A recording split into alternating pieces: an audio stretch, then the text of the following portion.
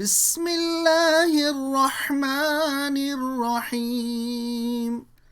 والذين هاجروا في سبيل الله ثم قتلوا أو ماتوا ليرزقنهم الله رزقا حسنا وإن الله لهو خير الرازقين.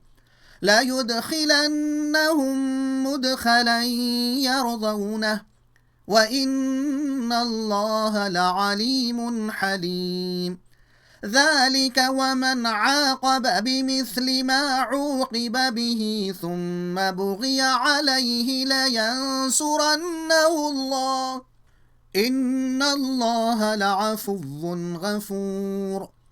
ذلك بأن الله يولج الليل في النهار ويولج النهار في الليل وأن الله سميع بصير. ذلك بأن الله هو الحق وأن ما يدعون من دونه هو الباطل وأن الله هو العلي الكبير.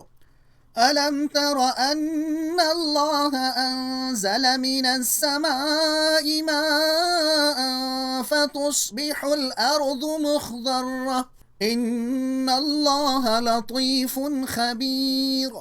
له ما في السماوات وما في الأرض وإن الله لهو الغني الحميد.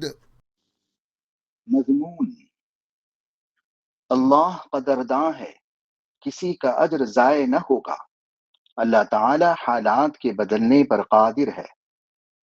मतलब, जो लोग अल्लाह की राह में हिजरत किए, कत्ल कर दिए गए या मर गए, अगरचे कि वो दुनिया में कामरानी के समरात से फायदा नहीं उठा सके, लेकिन आखिरत में इनको जरूर बहुत बड़ा अज्र मिलेगा। अल्लाह ताला दीन की राह में कुर्बानियों से वाकिफ है और बड़ा कदरदान है। आज जो कौम मजलूम और कमजोर है, कल वो ताकतवर और कामयाब हो सकती है। हालात का बदलना अल्लाह के इख्तियार में है।